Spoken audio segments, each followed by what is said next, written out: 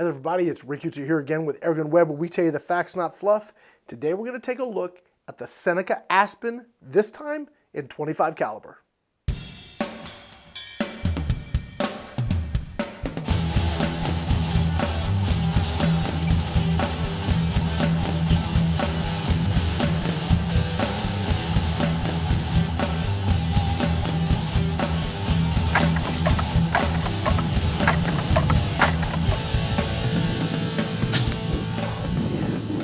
So before we get started, I want to tell you that this video is brought to you by Pyramid Air. They've been a sponsor of AirgunWeb since really the very beginning. They've been with me for years, and they are simply a great company to deal with. When you're looking to get your next air gun, looking to buy your next batch of supplies, compressor scope, pellets, whatever you're looking for, please do it at www.pyramidair.com, and please let them know that Rick sent you their way. So let's jump right into the Aspen here. Now, I did look at this in 22. I like this concept. Okay, so people like brake barrels. Why? Because you don't need anything but elbow grease and pellets. That's what this does, but it does it in a PCP. So typically, if you're going to have a pre-charged pneumatic air gun, you need the air gun, you need some way to fill it, whether it's a pump, compressor, etc. So you've got a few $100s in a gun, you've got something into a pump, maybe up to $200-300 in a pump, a hand pump, or a compressor, and those go anywhere from $600,000-800,000 all the way up to whatever you want to spend. It's really all over the map when it comes to getting into PCPs. CO2 and multi-pump pneumatics, they're also really fun, but they just don't produce the power. So you want power, you want it easy to shoot, that puts you squarely into the PCP world. Now, if you don't have a lot of money to spend, that's where the Aspen comes in, because you get the power, you get the super easy accuracy, and you get a really low point of entry as far as the cost goes. This rifle, scope, 2 magazines, field probe, single shot tray, everything you see here is $400. That means for $400 plus some pellets, you can actually take this out of the box, pump it up manually because it's got a built-in pump, and you can go out and target shoot in the backyard, or you can take this right out into the field and go hunting with it. Let's talk a little bit about operation and how everything works, okay?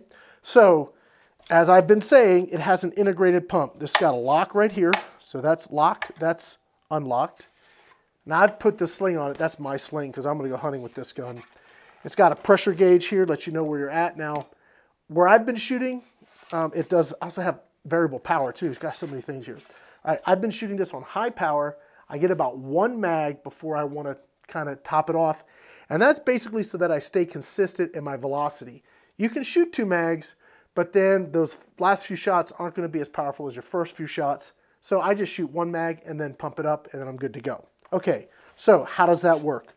Well, I just shot a mag, and I am sitting at about 2,500 PSI. I want to bring that up to 3,500 PSI. So I'm shooting my gun from 35 to 25.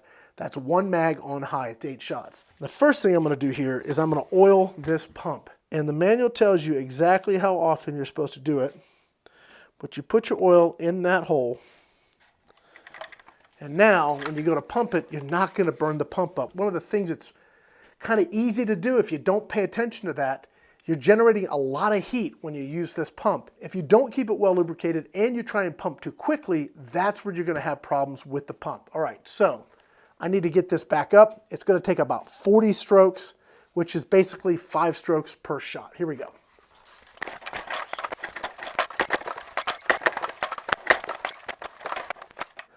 "40 strokes, I'm back up to 3,500 PSI. So if you don't want to do that, it comes with a field probe.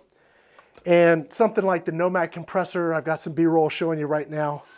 You can take the Nomad compressor with you or keep it at the house.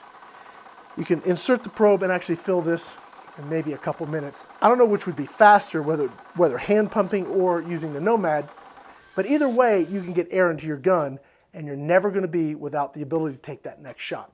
All right, now let's go ahead and talk about power and accuracy. So, on the power output side, you've got 2 settings, low and high. On low power, you are going to get more shots. So, if you're plinking in the backyard, squirrels and that kind of thing, use low power. Now, maybe you think low power isn't enough power. Well, let's kind of look at this logically.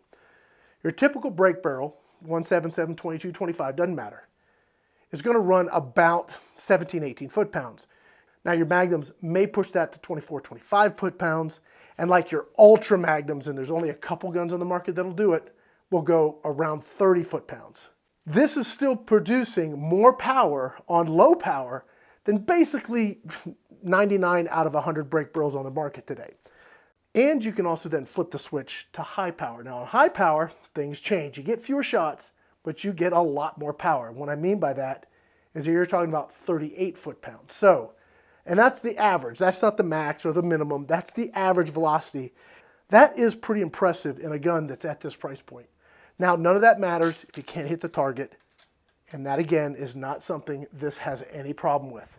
It only comes with a 4x32 scope. So, like, if I was going to use this for myself, keep it and use it forever, I'd definitely go ahead and put some money in a new scope. Not that this is a bad scope, but for precision shooting, I'm going to want more magnification. From a hunting perspective, this is perfectly adequate. And as you can see in my shot groups, this thing shoots great. That's 50 yards, little light breeze, nothing significant. This thing absolutely gets it done. So that's about it. The Seneca Aspen 25 caliber.